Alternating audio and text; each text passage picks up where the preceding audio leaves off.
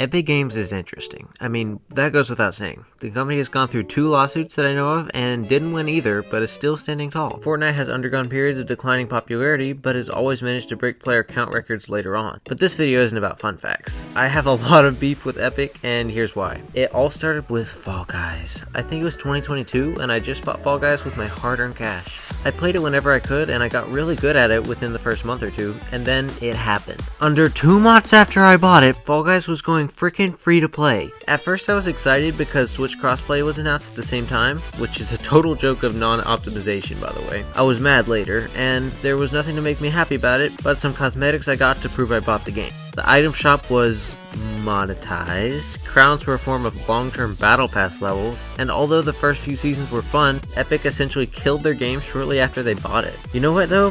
That's fine. Who cares about a silly kids game about bouncing beans anyways? But you know what really ticks me off? Epic's obsession with having to get as much money as possible at the expense of the player. They delisted Fall Guys and Rocket League off of Steam so they could get as much monetization from their game as flipping possible, and added those games to their launcher. We'll get to that later. And then, since they hadn't had enough lawsuits after their first one with the PUBG devs, Epic knowingly went against Apple's terms when releasing Fortnite on iOS, just to make a very true statement about Apple's monetization process. Okay, the Apple lawsuit didn't affect me then, but it affects me now since I can't play Fortnite on my iPad, so it counts as a commercial break. Since you're far too lazy to actually visit my channel, here it is. I've got this cool banner, and as of writing, I'm almost at 500 subscribers. My channel has over 100,000 views though. I've got lots of content already and lots more planned, so if you like this video, feel free to subscribe. Anyways, don't even get me started on that so-called launcher that Epic has forced me and millions of other unfortunate PC gamers to use. No, I'm kidding, totally get me started.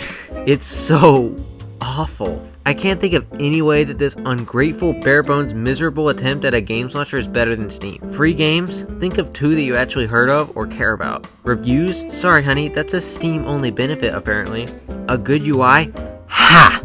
Any kind of voice or text chat or community forums between friends? Just use Discord, I guess. Assuming you have a way to talk to your friend you found while playing a game. It does have Genshin Impact for some reason though. And that's assuming that both apps are the same stability-wise. My biggest issue with the Epic Games Store is its excessive loading, bugs, and incompatibility with my parental controls router. This app has glitched into thinking it's on when it's off, and since you generally can't delete files that are running on Windows, I've had to download it again multiple times. And recently, the Epic Games Launcher won't work for my PC anymore, so I have to use these honestly really cool mirror apps that use the data from actual Epic Game Stores and let you download, manage, and sort games. What's funny is that the interface for my personal favorite, the Heroic Games Launcher, has more settings and more fluid UI than the actual launcher. Fortunately, Epic either doesn't or can't block these apps. What Epic does block in their games is Linux users. Although you can use these exterior mirror apps to use the Epic Store on Linux, the anti-cheats of Fall Guys and Fortnite both block the Linux operating systems, which means that I would have to install Windows on my Steam Deck to play Fortnite on it.